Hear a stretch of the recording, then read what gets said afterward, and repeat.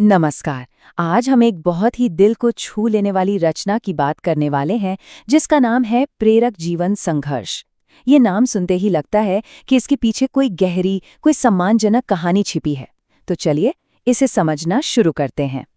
ये रचना शुरू होती है कुछ ऐसी पंक्तियों से जो सीधा दिल में उतर जाती हैं। यही लाइनें आप कह सकते हैं कि इस पूरी किताब की नींव रखती हैं, अपने परिवार और माता-पिता के लिए एक गहरी श्रद्धा का भाव। तो पहला हिस्सा इसी बात को और गहराई से समझाता है, जहां माता-पिता को भगवान का ही एक रूप माना गया है। और लेखक ने इसे समझाने के लिए बहुत ही खूबसूरत मेटाफर्स यानी रूपकों का इस्तेमाल किया है। यहाँ लेखक की जो कल्पना है वो वाकई कमाल की है, खासकर जब वो प्रकृति से तुलना करते हैं। देखिए, माँ को एक नदी और धरती की तरह बताया गया है, जो हमें अमृत देती हैं, हमें माफ करना सिखाती हैं, हमारा पालन पोषण करती हैं। और वहीं पिता को बादल और सागर का रूप दिया है, जो उस अमृत की बारिश करते हैं और जिंदगी में बराबरी का भाव सिखाते हैं। और बात यहीं खत्म नहीं होती, ये तुलना और भी गहरी होती चली जाती है। माँ हमारी पहली पाठशाला हैं, जो हमें जिंदगी का असली मतलब सिखाती हैं, जबकि पिता एक आश्रम की तरह हैं, जो हमें सही रास्ते पर चलना सिखाते हैं। और आखिर में माँ को ममता का साक्षात रूप कहा गया है और पिता को वो ईश्वर, जो हमें एक मुकम्मल इंसान बनाते हैं। कितनी खूबसूरती से ये दिखाया गया है कि दोनों का ही योगदान कितना जरूरी है। तो इन्हीं सब गहरी भावनाओं से इस किताब का जन्म हुआ एक विनम्र प्रयास। आइए देखते हैं कि ये कहानी कैसे आगे बढ़ती है। अच्छा, तो इस किताब के लेखक हैं डॉक्टर तुलजा शंकर श्रीमाली, और वो खुद बताते हैं कि बचपन से ही उन्हें महान लोगों की प्रेरणा देने वाली जीवनियां पढ़ने का बहुत शौक था। मतलब वो ऐसे लोगों से हमेशा प्रेरित हुए जिन्होंने अपनी जिंदगी में बड़ी बड़ी मुश्किलों और मुश्किल मोड़ों का सामना किया, लेकिन अपने पक्के इरादों से उन्होंने हर मुश्किल को अपने पैरों तले रौंद दिया और आज भी हम सबके लिए एक मिसाल बने हुए हैं। यही सोच उनकी अपनी कहानी की नींव रखती है। लेकिन सवाल ये है कि इस किताब में लेखक किस महापुरुष की कहानी बता रहे हैं? ये हिस्सा उसी राज से पर्दा उठाता है कि आखिर प्रेरणा का मुख्य स्रोत कौन है। तो फिर सवाल वही है, कौन है इस प्रेरक जीवन संघर्ष के हीरो? आखिर किसके जीवन ने लेखक को इतना प्रेरित किया कि उन्होंने पूरी किताब लिख दी? और इसका जवाब बड़ा ही खास है। इस किताब के नायक कोई और नहीं बल्कि खुद लेखक के पूज्य पिताजी, परम श्रद्धेय श्री लक्ष्मीलाल जी श्रीमाली हैं। ये पूरी रचना उनके संघर्षों से भरी जिंदगी को एक श्रद्धांजलि है। चलिए अब कहानी के उस हिस्से में चलते हैं जिसे लेखक ने संघर्ष की अग्नि परीक्षा कहा है। लेखक बहुत साफ शब्दों में कहते हैं कि विधि की वक्रता से, मतलब किस्मत ने ऐसा मोड़ लिया कि उनके पिताजी की जिंदगी की सबसे कठिन परीक्षा शुरू हो गई। ये एक लाइन ही बताती है कि मुश्किलें कितनी अचानक और कितनी बड़ी थीं। तो ये चुनौतियां थीं क्या? देखिए, बहुत कम उम्र में उनके सिर से पिता का साया उठ गया। फिर अपने रोते हुए छोटे भाई बहनों का, अपनी बेबस माँ का सहारा बनना पड़ा। जरा सोचिए, इतनी छोटी उम्र में इतनी बड़ी जिम्मेदारियां। यही उनके संघर्ष की शुरुआत थी। और ये सारी बातें लेखक तक पहुंची कैसे? कुछ करीबी रिश्तेदारों से, जिन्होंने ये सब अपनी आंखों से देखा था। कुछ कभी कभी खुद पिताजी बता देते थे, और बहुत सारी बातें उनकी दादी माँ सुनाया करती थीं। मतलब ये कहानी परिवार में एक पीढ़ी से दूसरी पीढ़ी तक चलती रही। तो ये तो हुई अतीत के संघर्ष की बात। अब देखते हैं कि इस कहानी को सहेजने का, इसे लिखने का मकसद क्या था। लेखक को ये एहसास हुआ कि उनके पिताजी की जिंदगी की कहानी सिर्फ उनकी नहीं है, ये तो पूरे परिवार के लिए एक बहुत बड़ी प्रेरणा है।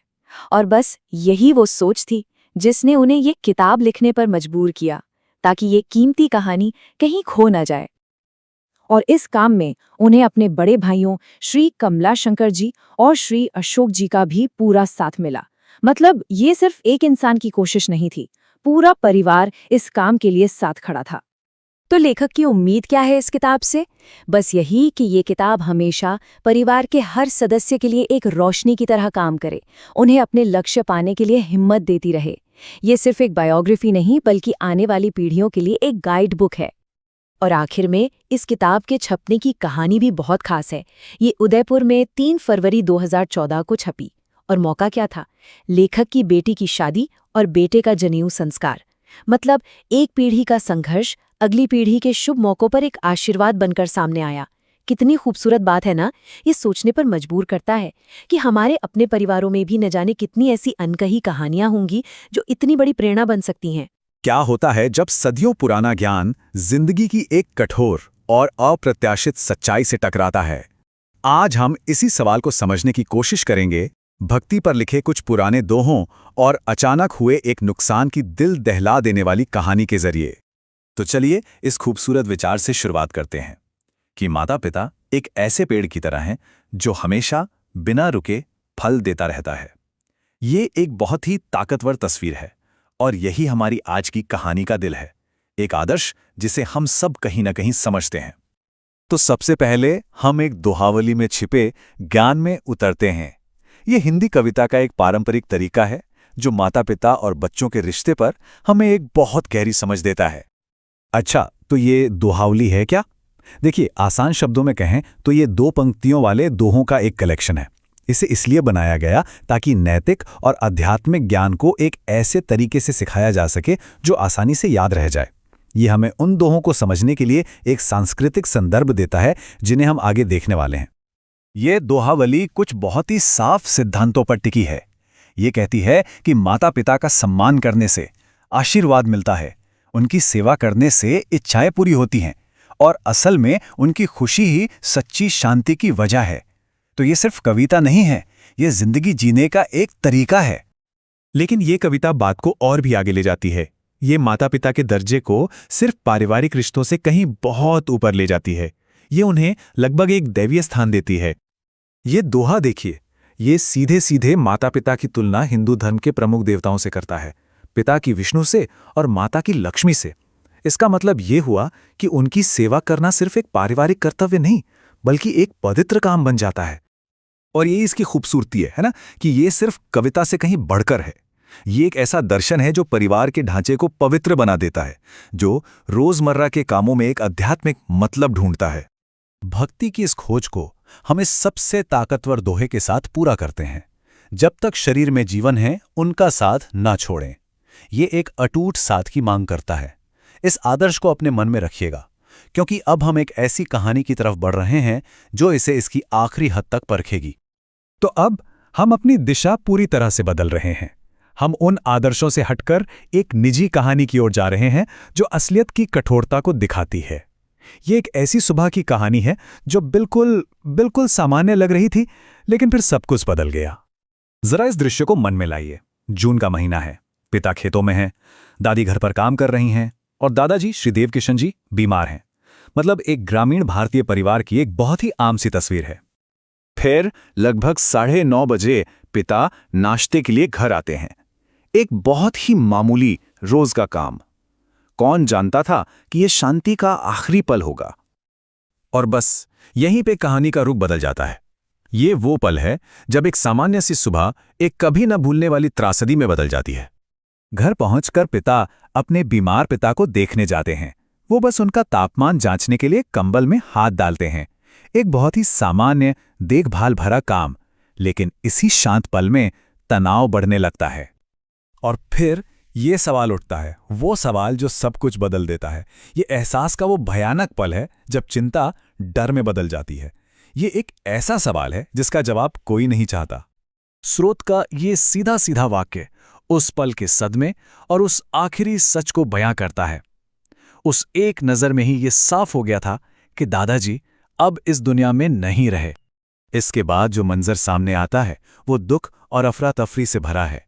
एक तरफ छोटे बच्चे हैं जो अपनी भूख मिटाने के लिए राब पी रहे हैं, वो इस त्रासदी से बिल्कुल अनजान हैं।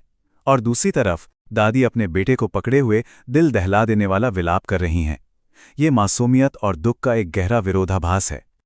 दुख की ये लहर घर से बाहर भी फैलती है। जब नाना जी घर लौट रहे होते हैं तो एक पड़ोसी उन्हें रास्ते में मिलता है। वो कुछ कह नहीं पाता, बस इतना ही कहता है, आप जल्दी घर पहुंचो। दिल तोड़ने वाली खबर उन शब्दों में नहीं है जो कहे गए, बल्कि उनमें है जो नहीं कहे गए। और ये कथा इस ताकतवर काव्यात्मक पंक्ति के साथ खत्म होती है। ये उस नुकसान के भावनात्मक असर को पूरी तरह से बयां कर देती है। भले ही बाहर दिन था, लेकिन उस परिवार के लिए उनकी दुनिया में अंधेरा छा गया था। चलिए अब इन दोनों हिस्सों को एक साथ लाते हैं। हम देखेंगे कि भक्ति की वो आदर्श कविता नुकसान की इस कठोर असलियत के सामने क्या मायने रखती है। यहां पर विरोधाभास सबसे साफ है। दोहावली कहती है, जब तक जीवन है उनका साथ ना छोड़ो। लेकिन असलियत क्या है? बेटा अपने पिता का हाथ पकड़ता है, लेकिन जीवन पहले ही उन्हें छोड़ चुका है। आदर्श और असलियत के बीच की ये खाई बहुत गहरी है। तो इसका मतलब ये हुआ कि वो ज्ञान, वो कविता उस त्रासदी को रोक नहीं पाई। लेकिन शायद उसका मकसद ये है भी नहीं। शायद वो हमें उस नुकसान की गहराई को समझने के लिए एक भाषा, एक ढांचा देती है। वो हमें ये मापने में मदद करती है कि क्या खो गया है। तो अंत में सवाल यही है, जब हमारे सबसे ऊंचे आदर्श जिंदगी की सबसे दर्दनाक हकीकतों से टकराते हैं, तो हमारे पास क्या रह जाता है? ये एक ऐसा सवाल है जो हमें आदर्शों और मानवीय अनुभव के उस जटिल रिश्ते पर सोचने के लिए छोड़ जाता है। जिंदगी के जो सबसे गहरे सबक होते हैं वो हमें कहाँ से मिलते हैं? क्या कभी इस पर सोचा है? देखिए, ज्यादातर तो किताबों से नहीं, बल्कि हमारे अपने तजुर्बों से, हमारे अनुभवों से। और आज हम एक ऐसे ही पिताजी की कहानी के जरिए जिंदगी की इसी पाठशाला को समझने की कोशिश करेंगे। हाँ, बिल्कुल सही बात है। देखिए, स्कूल कॉलेज की पढ़ाई की अपनी एक अहमियत है, वो अपनी जगह है। लेकिन जब हम असल दुनिया में कदम रखते हैं, लोगों से मिलते जुलते हैं, उनके साथ व्यवहार करते हैं और अपने अनुभवों से सीखते हैं, तो ये हमें वो सिखा जाता है जो कोई भी किताब कभी नहीं सिखा सकती। और बस यही बात आज हमारी इस पूरी चर्चा का केंद्र है। तो फिर चलिए चलते हैं पिताजी की उस अनोखी पाठशाला में। और हाँ, ये कोई आम स्कूल नहीं था जिसकी दीवारें हों या कोई ब्लैक बोर्ड हो। नहीं, यहां तो जिंदगी ही अपने आप में एक टीचर थी, और उसके सिखाए हुए सबक किसी भी किताब से कई ज्यादा गहरे और सच्चे थे। बात यह थी कि बहुत ही कम उम्र में उन पर बड़ी बड़ी जिम्मेदारियां आ गई थीं, और इसी वजह से जो किताबी पढ़ाई होती है वो उनकी जिंदगी में एक बहुत ही छोटा सा चैप्टर बनकर रह गई। उनका ज्यादातर वक्त क्लासरूम के अंदर नहीं, बल्कि बाहर असल दुनिया की चुनौतियों से जूझते हुए गुजरा। और यहीं से कहानी का पहला हिस्सा मतलब बहुत दिलचस्प हो जाता है। जरा सोचिए, एक तरफ तो थी उनकी स्कूली पढ़ाई जो बस कुछ ही महीनों में खत्म हो गई, और दूसरी तरफ थी उनकी जबरदस्त व्यवहारिक समझ, उनका बुद्धि कौशल जो जिंदगी भर के अनुभवों से बना था। और यही जो फर्क है ना, वही इस कहानी को बहुत खास बना देता है। सिर्फ 2 महीने, हाँ, आपने सही सुना, उनकी पूरी की पूरी स्कूली शिक्षा महज 2 महीने की थी। ये सोचने वाली बात है कि इतने से वक्त में कोई क्या ही सीख पाएगा, है ना? तो उन 2 महीनों में स्कूल ने उन्हें क्या दिया? बस अक्षर ज्ञान, मतलब पढ़ना लिखना सीख लिया। लेकिन असली दुनिया ने उन्हें दिया जगत का अनुभव और बुद्धि कौशल। लोगों से कैसे बात करनी है, अपना काम धंधा कैसे चलाना है, और हर मुश्किल से रास्ता कैसे निकालना है। ये सारी चीजें उन्होंने जिंदगी की पाठशाला से ही सीखी। अब कहानी में एक मोड़ आता है। ये तब की बात है जब कथावाचक, यानी जो हमें ये कहानी सुना रहे हैं, अपनी बीए की परीक्षा देकर घर आते हैं, और फिर वो 2 महीने तक अपने पिताजी के काम को, उनके व्यापार को बहुत ही करीब से देखते हैं। और यकीन मानिए, उन 2 महीनों ने उनकी सोच को हमेशा हमेशा के लिए बदल दिया। और उन्हीं 2 महीनों में उन्हें यह एहसास हुआ कि उनके पिताजी तो इस बात का जीता जागता उदाहरण है कि अनुभव से बड़ा कोई टीचर हो ही नहीं सकता। लोगों के बीच उठने बैठने से, उनसे डील करने से जो प्रैक्टिकल नॉलेज मिलती है, जो व्यवहारिक समझ बनती है, वो किसी भी बड़ी से बड़ी यूनिवर्सिटी की डिग्री से कहीं ज्यादा कीमती है। अच्छा, तो अभी तक हमने बात की बुद्धि की, समझदारी की। अब कहानी का रुख जरा दिमाग से दिल की ओर मोड़ते हैं। ये एक दूसरी तरह की शिक्षा की कहानी है। एक ऐसा सबक जो आत्मसम्मान, इंसान की गरिमा और एक छोटी सी नेकी की उस ताकत के बारे में है जो कभी खत्म नहीं होती। ये उन बहुत मुश्किल दिनों की बात है जब घर में खाने पीने की चीजों की भी तंगी हुआ करती थी। ऐसा भी दिन आता था जब घर का सारा अनाज खत्म हो जाता था। उस दिन पिताजी पैदल ही पास के एक गांव वेर के भागल के लिए निकल पड़ते थे, बस एक उम्मीद लेकर कि वहां रहने वाले नारा भाई से कुछ अनाज उधार मिल जाएगा। और ये जो नारा भाई थे, वो एक ऐसे नेक इंसान थे कि पिताजी के उस बेबसी भरी हालत को देखकर वो खुद भी भावुक हो जाते थे। मतलब उनकी हालत देखकर नारा भाई का दिल पसीज जाता था। और वो उनसे बस एक बात कहते, लो थोड़ी राबड़ी तो पी लियो। जरा सोचिए, उस भूख और लाचारी के पल में ये चंद शब्द कितनी बड़ी हमदर्दी, कितनी बड़ी तसल्ली देते होंगे। और ये जो पेशकश थी वो भी बस ऐसे ही नहीं होती थी। नाराभाई पहले बड़े अपनेपन से पिताजी के कंधे पर हाथ रखते और फिर पूछते, बापू रात को रोटी खाई थी? ये छोटा सा सवाल उनकी गहरी फिक्र और उनकी इंसानियत को साफ साफ दिखाता था। वो महज एक छोटा सा पल था, लेकिन उसका जो असर था वो जिंदगी भर के लिए रह गया। वो एक मेहरबानी, एक ऐसा कर्ज बन गई जिसे पिताजी कभी नहीं भूले, एक कृतज्ञता का ऋण। लेकिन इसमें सबसे हैरान करने वाली बात क्या है जानते हैं? पिताजी ने वहां कभी भी वो राबड़ी नहीं पी, कभी नहीं। देखिए, मदद मांगना उनकी मजबूरी जरूर थी, लेकिन अपने आत्मसम्मान को बनाए रखना वो उनकी ताकत थी। और भले ही उन्होंने वो राबड़ी कभी नहीं पी, लेकिन नाराभाई के उस परिवार की मेहरबानी का कर्ज उन्होंने हमेशा अपने दिल में रखा। वो आज भी उन्हें और उनके परिवार को पूरी कृतज्ञता के साथ याद करते हैं, क्योंकि वो जानते थे कि उस मुश्किल वक्त में दिखाई गई वो छोटी सी इंसानियत कितनी अनमोल थी। तो अब सवाल ये उठता है कि इन दो बिल्कुल अलग अलग तजुर्बों से, एक तरफ व्यापार की दुनिया का अनुभव और दूसरी तरफ मुश्किल में मिली इंसानियत का सबक, इनसे पिताजी ने असल में क्या सीखा और अपने बच्चों को, अपने आसपास के लोगों को क्या सिखाया? और इसी सवाल का जवाब हमें पिताजी की सच्ची विरासत तक ले जाता है। एक ऐसी विरासत जिसे दौलत या डिग्री से नहीं नापा जा सकता। उसे तो सिर्फ उनके चरित्र की मजबूती और एक भरपूर जिंदगी से मिले ज्ञान से ही आंका जा सकता है। इसे हम ऐसे समझ सकते हैं कि पिताजी ने असल में 2 स्कूलों से अपनी पढ़ाई पूरी की। पहला था दुनिया का स्कूल। यहां का सिलेबस क्या था? अनुभव, व्यापार, लोगों से मिलना जुलना। और यहां से उन्होंने जो डिग्री ली वो थी बुद्धि, कौशल और समझदारी की। और फिर उनका दूसरा स्कूल था दिल का स्कूल। यहां का सिलेबस था मुश्किलें, मेहरबानी और विनम्रता। और यहां से उन्होंने सीखा आत्मसम्मान और जिंदगी भर की कृतज्ञता का पाठ। तो आखिर में बात यही है कि उनकी जो विरासत है वो धन दौलत या किताबी पढ़ाई से नहीं, बल्कि उनके मजबूत चरित्र से बनी है। और वही उनकी असली कमाई थी, जिंदगी भर की कमाई। तो ये कहानी हमें अंत में एक बहुत ही जरूरी सवाल के साथ छोड़ जाती है। पिताजी की ही तरह हम सब भी तो अपनी अपनी जिंदगी की पाठशाला में हर रोज कुछ ना कुछ सीख ही रहे हैं।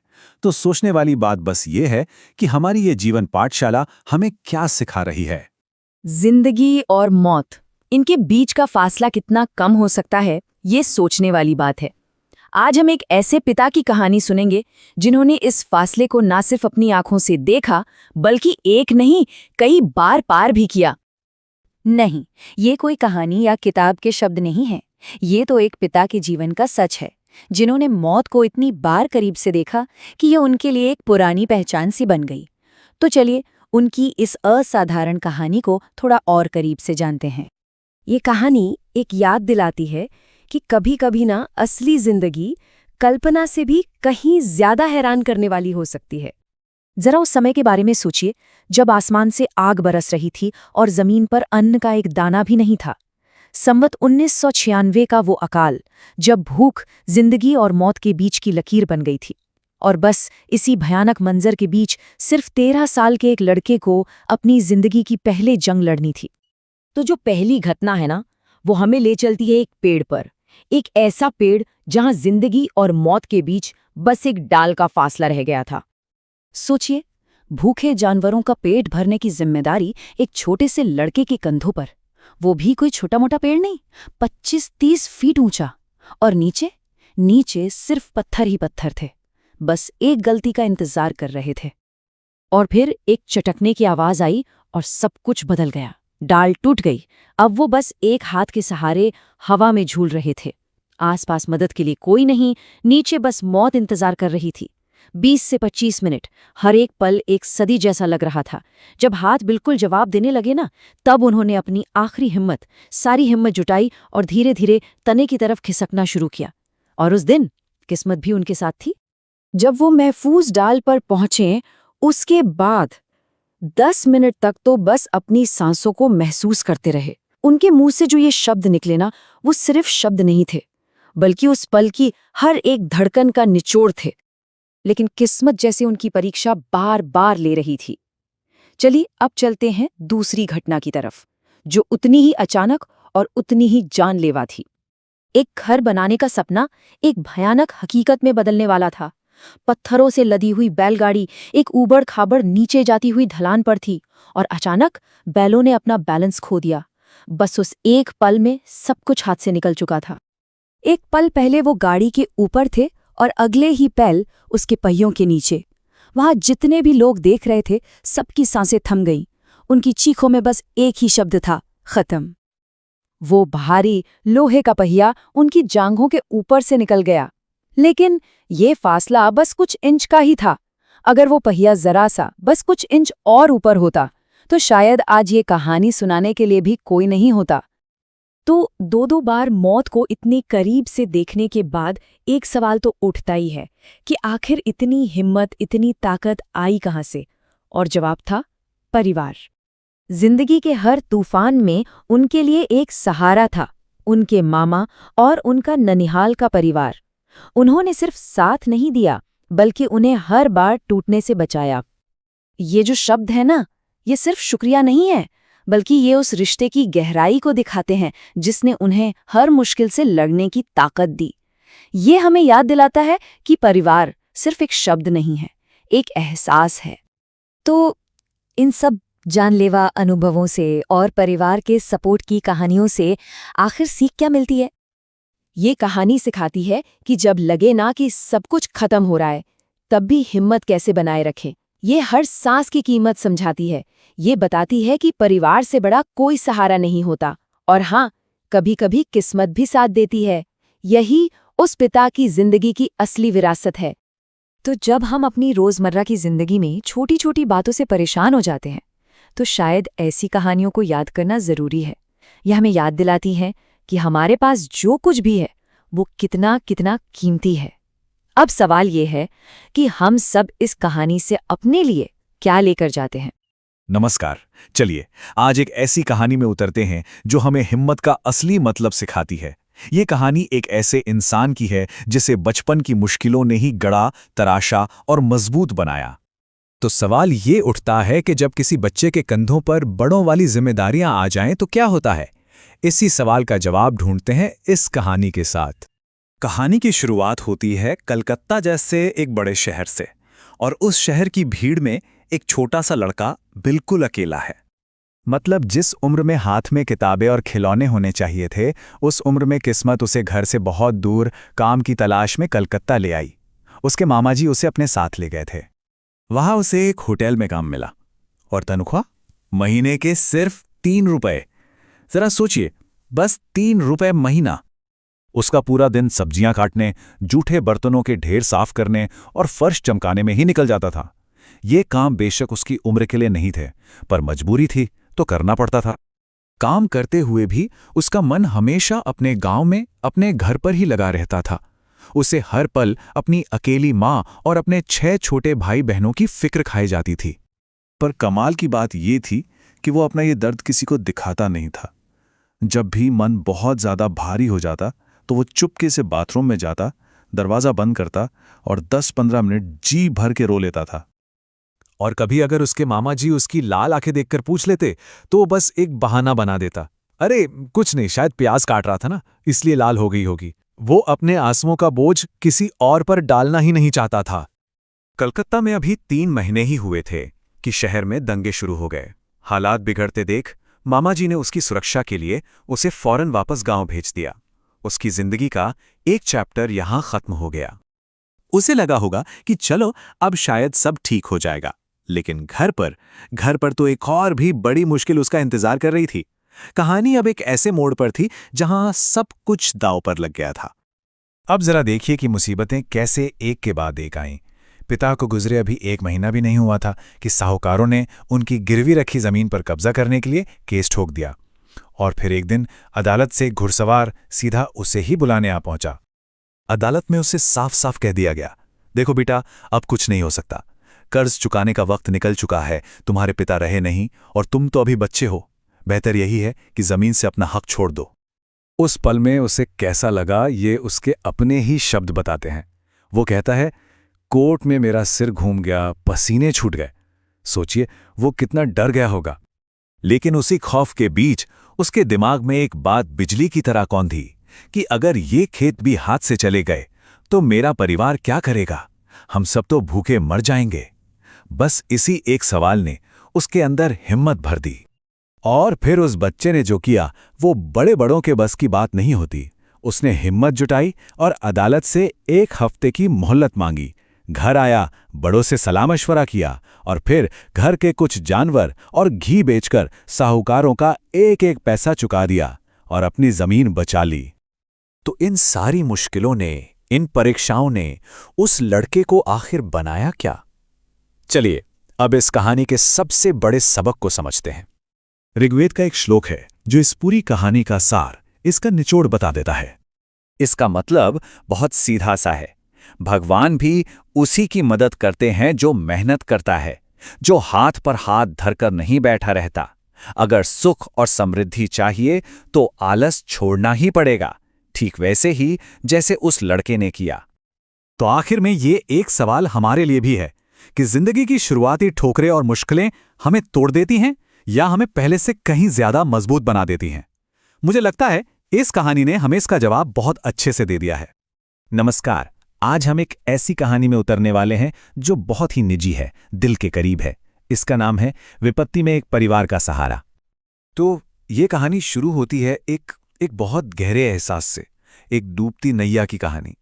ये बस एक नाव की बात नहीं है, ये असल में संघर्ष, निराशा और फिर आखिर में उम्मीद की एक लंबी यात्रा है। तो चलिए कहानी के पहले हिस्से में चलते हैं जिसका नाम है एक डूबती नैया। ये पूरी कहानी एक पिता की यादों से निकली है, उस दौर की जब वो बहुत बड़ी मुश्किलों से जूझ रहे थे। और उन्हीं के शब्दों में उन्होंने उस वक्त जो महसूस किया वो था, मेरी डूबती नैया को सहारा मिल गया। सोचिए, संकट के उस गहरे समंदर में ये एहसास होना कि अब एक सहारा है, बस यही एक लाइन, यही एहसास इस पूरी कहानी का दिल है। तो सवाल ये उठता है कि ये सहारा आखिर आया कहाँ से? और यहीं से कहानी का दूसरा हिस्सा शुरू होता है, ससुराल का सहारा। ये वो हिस्सा है जहां हम देखेंगे कि कैसे उनके ससुराल वाले, खास तौर पर उनके 2 साले, उस मुश्किल घड़ी में एक चट्टान की तरह खड़े रहे। और पता है सबसे दिलचस्प बात क्या थी? दोनों भाइयों का मदद करने का तरीका बिल्कुल अलग था, पर एक दूसरे को पूरा करता था।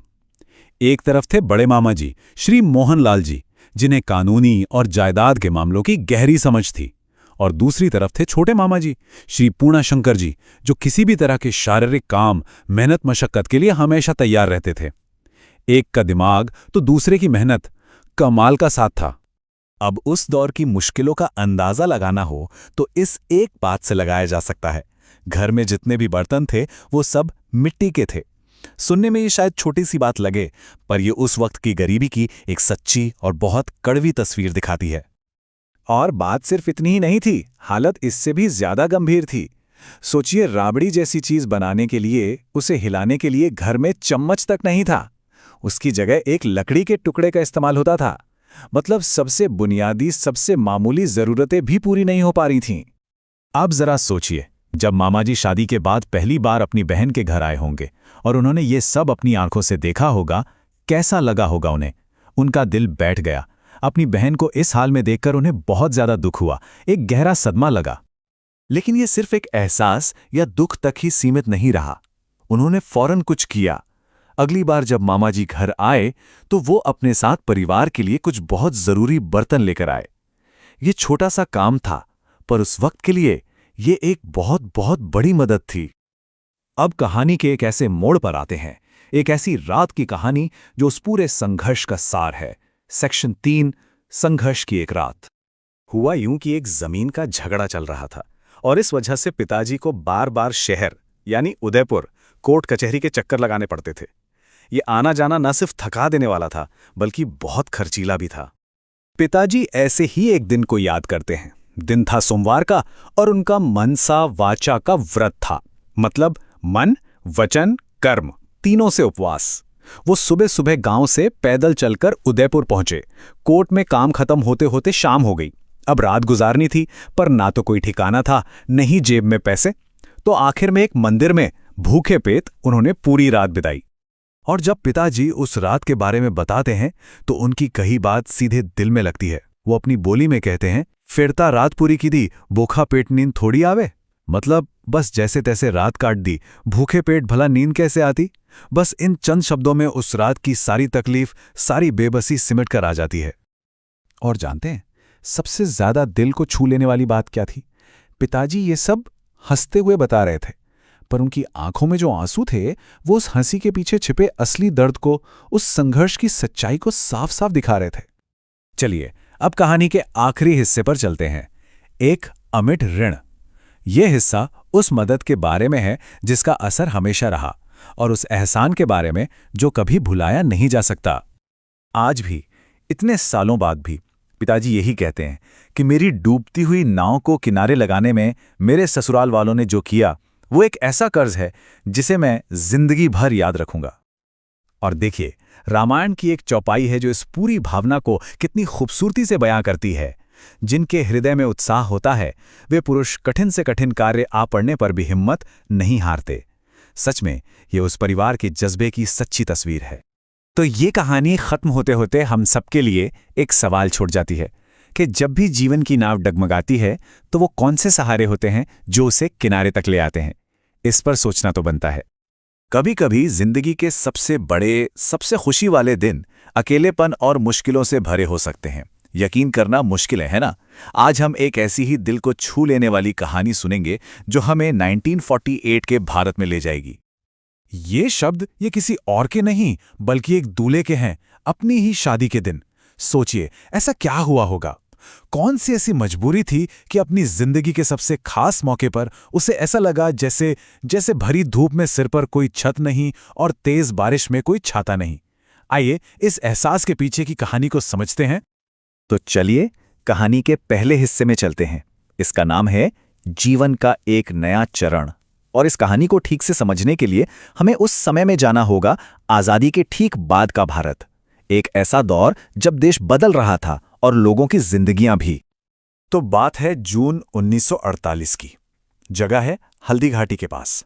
और हमारे कहानी के हीरो हैं एक 22 साल के नौजवान जिनकी शादी हो रही है।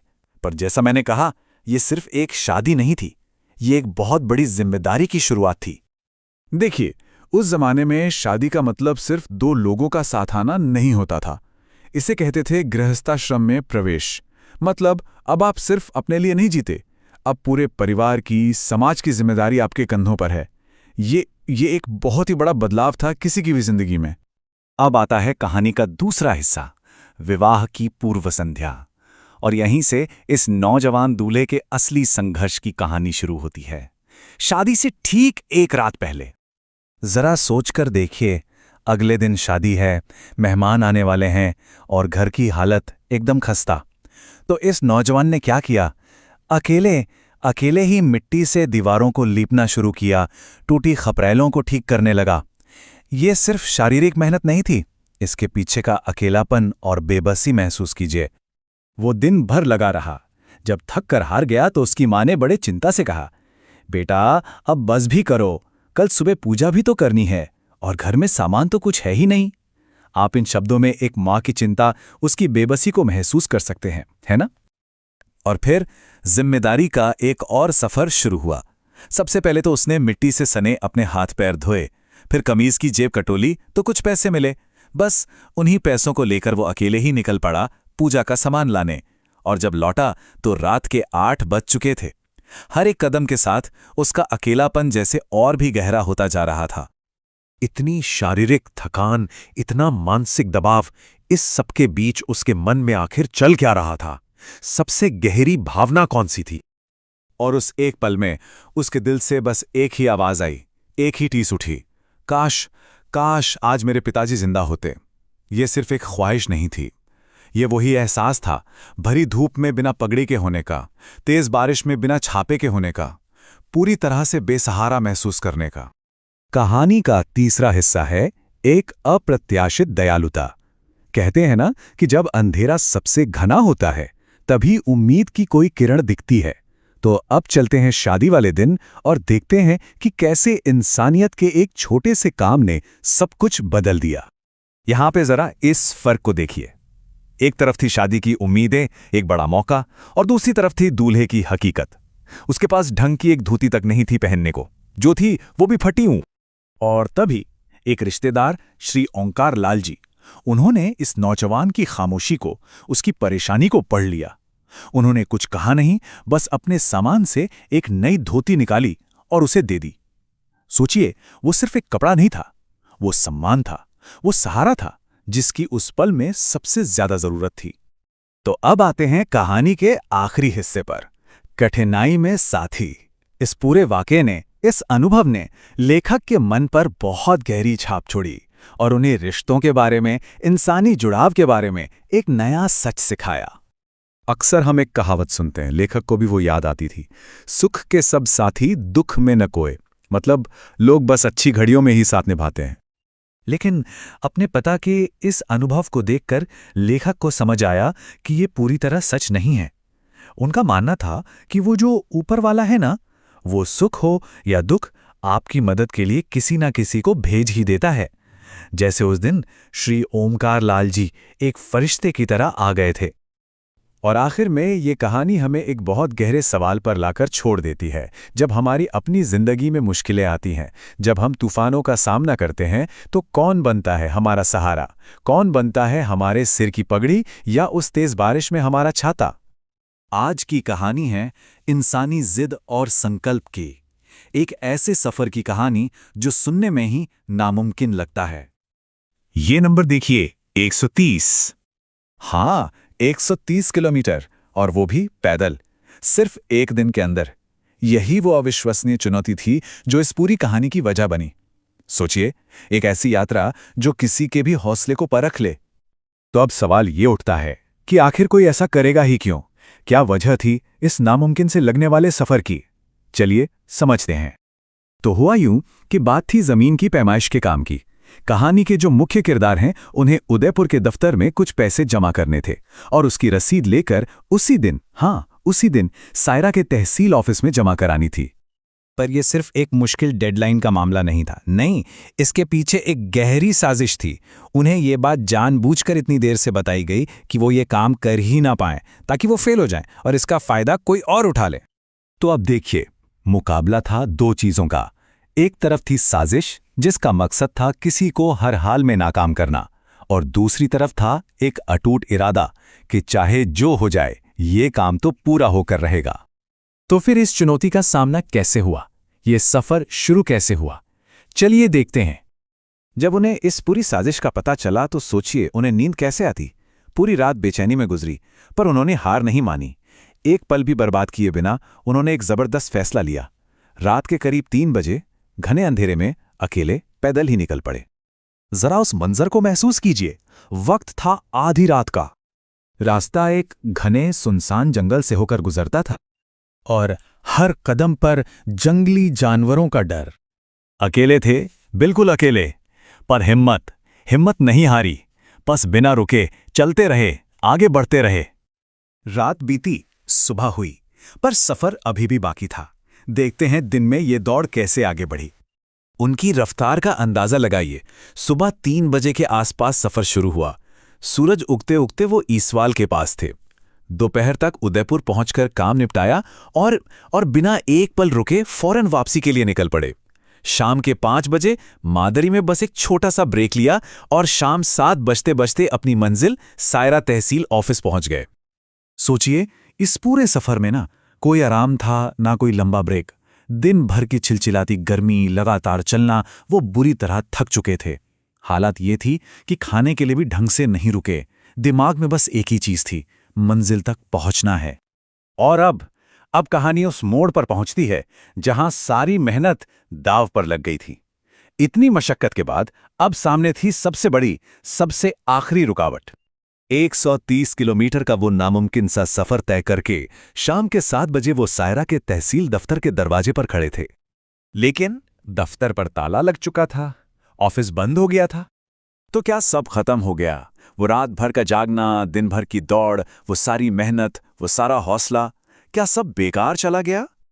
नहीं, असली हिम्मत की परीक्षा तो अब होनी थी, क्योंकि ये कहानी हार की है ही नहीं, ये कहानी है हिम्मत की जीत की। उन्होंने हार नहीं मानी। जब दफ्तर बंद मिला तो वो अपनी आखिरी उम्मीद के साथ सीधे तहसीलदार साहब के घर पहुंच गए। वहां उन्होंने तहसीलदार साहब को वो रसीद दिखाई जैसे ही अधिकारी ने रसीद पर उसी दिन की तारीख देखी, वो हैरान रह गए। उन्हें अपनी आंखों पर यकीन नहीं हुआ। कोई इंसान एक ही दिन में इतना लंबा सफर पैदल कैसे तय कर सकता है? ये तो अविश्वसनीय था। वो इस असाधारण काम से इतने प्रभावित हुए कि उन्होंने कहा, इस हिम्मत और परिश्रम को सलाम, मैं ये रसीद आज की तारीख में ही स्वीकार करता हूं। तो ये कहानी हमें एक बहुत बड़ी बात सिखाती है, जो इन पंक्तियों में बिल्कुल सटीक बैठती है। बाधाएं कब बांध सकी हैं आगे बढ़ने वालों को, विपदाएं कब रोक सकी हैं पथ पर चलने वालों को। कभी सोचा है कि सिर्फ एक ना में कितनी ताकत हो सकती है? इतनी कि वो एक पूरे परिवार की किस्मत ही बदल दे। आज हम एक ऐसे ही फैसले की कहानी में उतरेंगे जिसने आने वाली पीढ़ियों का रास्ता हमेशा हमेशा के लिए तय कर दिया। तो चलिए इसी सवाल की गहराई में चलते हैं। देखते हैं कि कैसे एक इंसान की जिम्मेदारी और उसके उसूलों ने मिलकर एक ऐसी कहानी को जन्म दिया जो आज भी हिम्मत देती है। ये कहानी शुरू होती है एक बड़े ही मुश्किल मोड़ से। एक तरफ थी एक नई जिंदगी की शुरुआत और दूसरी तरफ पुरानी जिम्मेदारियों का एक पहाड़ जैसा बोझ। सोचिए, पिताजी की नई नई शादी हुई थी, लेकिन ठीक उसी पल उनके कंधों पर अपने छोटे भाई बहनों को पालने की एक बहुत बड़ी जिम्मेदारी भी आ गई थी। ये नई जिंदगी और पुरानी जिम्मेदारियों के बीच एक बहुत ही मुश्किल कश्मकश थी। और इस उलझन को और भी बढ़ा दिया नाना जी की एक सीधी सी ख्वाहिश ने। वो अपनी इकलौती बेटी को अपने गांव डाबुन से दूर नहीं भेजना चाहते थे। और बस यहीं से कहानी ने एक बहुत ही दिलचस्प मोड़ ले लिया। और तभी कहानी में एंट्री होती है एक ऐसे सुनहरे मौके की जो किसी की भी जिंदगी पलट सकता था। तो हुआ ये कि पास के बलीचा गांव में एक बहुत अमीर आदमी थे भैयाबा। उनकी अपनी कोई संतान नहीं थी। नाना जी से उनके बहुत गहरे रिश्ते थे और उन्होंने पिताजी के सामने एक प्रस्ताव रखा, उन्हें गोद लेकर अपना वारिस बनाने का। जरा सोच कर देखिए, ये ऑफर कितना जबरदस्त था। एक पक्का मकान, खेती करने के लिए अच्छी खासी जमीन, अपना कुआं और सबसे बड़ी बात, एक आराम की जिंदगी। और ऊपर से पत्नी भी अपने मायके के पास ही रहती। इससे बेहतर और क्या हो सकता था, है ना? पर कहानी का असली सबसे बड़ा मोड़ तो अब आने वाला था। जब आराम और जिम्मेदारी में से किसी एक को चुनना था, तब पिताजी ने एक ऐसा फैसला लिया जिसने वहां मौजूद हर किसी को चौंका दिया। उन्हें मनाने की हर कोशिश की गई। सोचिए, पूरे 2 घंटे तक उन पर इस प्रस्ताव को मान लेने का दबाव बनाया गया। एक बार उस कमरे के माहौल की कल्पना कीजिए। एक तरफ सुनहरा भविष्य था और दूसरी तरफ फर्ज की आवाज। जब पिताजी ने हार कर वहां से जाने की कोशिश की, तो उन्हें दरवाजे पर ही रोक लिया गया और उनसे आखिरी जवाब मांगा गया। अब हाँ या ना कहने का वक्त आ चुका था। और तब उनके मुंह से जो निकला, वो उनके मजबूत इरादों की गवाही दे रहा था। उन्होंने अपने ससुर से कहा, बासा, आज जो बात आपने कही है वो फिर कभी मत कहना। मुझे मेरे परिवार और मेरे दूध पीते छोटे भाई बहनों की बहुत ज्यादा फिक्र है। और फिर उन्होंने वो बात कही जो उनके उसूलों की बुनियाद थी। उन्होंने कहा, बिना मेहनत की दौलत देखकर मेरा ज़मीर मुझे कभी हाँ कहने नहीं देगा। ये सिर्फ एक लाइन नहीं थी, ये उनकी पूरी जिंदगी का फलसफा था। उनके लिए फर्ज और आत्मसम्मान किसी भी आराम और लालच से बहुत बहुत ऊपर थे। तो उस एक ना का अंजाम क्या हुआ? उस एक फैसले ने अपने पीछे आखिर क्या विरासत छोड़ी? चलिए एक पल के लिए सोचते हैं। अगर उस दिन पिताजी हाँ कह देते तो क्या होता? एक आसान, आराम की जिंदगी तो मिल ही जाती, पर उसकी कीमत क्या चुकानी पड़ती? इस कहानी के लेखक खुद मानते हैं कि अगर उनके पिताजी ने उस दिन सिर्फ अपना फायदा देखा होता तो उनका पूरा परिवार बिखर गया होता। उस एक ना ने सिर्फ उन्हें नहीं बल्कि एक पूरे परिवार को टूटने से बचा लिया था। और उस दिन के बाद वो बात फिर कभी नहीं उठी। उनका फैसला बिल्कुल पत्थर की लकीर था। उन्होंने अपने उसूलों की एक ऐसी दीवार खड़ी कर दी थी जिसका हर किसी ने सम्मान किया। और सबसे खास बात यह है कि लेखक को ये किताब, ये इंस्पिरेशनल लाइफ स्ट्रगल लिखने की प्रेरणा ही पिताजी के उसी एक समझदारी भरे फैसले से मिली। तो एक ना ने न सिर्फ एक परिवार को बचाया, बल्कि एक ऐसी कहानी को भी जन्म दिया जो आज हम सभी के लिए एक बहुत बड़ी मिसाल है। नमस्कार, आज हम एक बड़ी ही दिलचस्प कहानी पर बात करने वाले हैं। एक ऐसी कहानी जो हमें सिखाती है कि कैसे सही समय पर लिया गया सिर्फ एक फैसला किसी की पूरी जिंदगी के उसूलों को, उसके सद्गुणों को हमेशा के लिए तय कर सकता है। तो आइए इस सवाल से शुरू करते हैं कि जिंदगी के जो सबसे जरूरी गुण होते हैं वो आखिर बनते कैसे हैं? क्या ये हमें सिखाए जाते हैं या फिर ये हमारे अंदर, हमारे स्वभाव में पहले से ही मौजूद होते हैं? हमारी आज की कहानी का जो सेंट्रल आइडिया है वो है त्याग। अब देखिए, त्याग कोई ऐसी चीज नहीं है जो किताबों में पढ़ के सीखी जा सके। नहीं, ये तो जिंदगी के सफर में उसके तजुर्बों से ही पैदा होता है। तो चलिए कहानी के पहले हिस्से में चलते हैं। यहाँ हम मिलते हैं एक पिता से जिनका किरदार, जिनकी शख्सियत इसी निस्वार्थ भावना की एक जीती जागती मिसाल थी। देखिए, इस कहानी के जो हीरो हैं यानी पिताजी, वो कभी कॉलेज नहीं गए। उन्होंने कोई बहुत ज़्यादा किताबें भी नहीं पढ़ी थी, लेकिन उनमें ईमानदारी और त्याग की एक ऐसी गहरी समझ थी जो किसी क्लासरूम में नहीं बल्कि सीधे जिंदगी की पाठशाला में ही गढ़ी गई थी। अब कहानी में एक बहुत ही खास रिश्ते की बात करते हैं। एक ऐसा रिश्ता जो देखभाल और प्यार की एक बहुत ही सुंदर मिसाल था। तो ये थी मोटी बाई जी। वो दादाजी के बड़े भाई की पत्नी थी जो अब विधवा हो चुकी थी। उनकी बेटियों की शादी हो गई थी तो वो अकेली ही रहती थी। उम्र की वजह से उन्हें चलने फिरने में भी थोड़ी तकलीफ होती थी, पर पूरा का पूरा परिवार बहुत ही प्यार से उनकी देखभाल करता था। और जो ये कहानी सुना रहे हैं उन्हें अपना बचपन याद है। वो बताते हैं कि कैसे मोटी बाई उन्हें बड़े प्यार से तुरिया कहकर बुलाती थी। तुरिया, क्योंकि बचपन में उनकी तोंद थोड़ी सी निकली हुई थी। सोचिए कितना गहरा और प्यारा रिश्ता रहा होगा। और बस यहीं से कहानी में एक बड़ा ही अहम मोड़ आता है। एक ऐसा मोड़ जब आभार जताने के लिए एक पेशकश की जाती है। एक दिन की बात है, मोटी बाई ने पिताजी को बुलाया और कहा, देखो लक्ष्मीलाल, तुम और तुम्हारी पत्नी, तुम दोनों मेरी इतनी सेवा करते हो। मेरे पास जो थोड़ी बहुत जमीन है मैं चाहती हूँ कि वो तुम्हारे नाम कर दूं, ताकि मैं इस कर्ज से, इस ऋण से मुक्त हो जाऊं। तो देखिए, सेवा का फल मिल रहा था आभार के तौर पर, लेकिन इस पर सही रिएक्शन क्या होना चाहिए? बस यहीं से पिताजी के सामने एक मुश्किल सवाल, एक नैतिक दुविधा आकर खड़ी हो गई। अब पिताजी मानो एक चौराहे पर खड़े थे। एक तरफ अगर वो जमीन ले लेते तो ये उनके 4 छोटे भाइयों के साथ नाइंसाफी होती, सरासर अन्याय। और दूसरी तरफ अगर वो साफ साफ मना कर देते तो मोटी बाई का दिल टूट जाता और उनकी भावनाओं की कीमत तो किसी भी जमीन से ज्यादा थी। मतलब कोई भी रास्ता आसान या सही नहीं लग रहा था। पिताजी के मन में क्या चल रहा था? वो सोच रहे थे कि देखो, मैं सबसे बड़ा भाई हूं, तो मुझे सेवा का मौका मिला, ये तो मेरी खुशकिस्मती है, ये मेरा सौभाग्य है। लेकिन अगर इस सेवा का कोई फल मिल रहा है तो उस पर हक सिर्फ मेरा नहीं बल्कि हम सभी भाइयों का बराबर का होना चाहिए। और फिर उन्होंने एक ऐसा रास्ता निकाला, एक ऐसा फैसला लिया जिसमें समझदारी और दया दोनों का एक गजब का बैलेंस था। देखिए उन्होंने क्या किया, बड़े ही सोच समझ कर कदम उठाए। सबसे पहले उन्होंने मोटी बाई की बात को बड़े ही सम्मान के साथ सुना, तुरंत मना नहीं किया।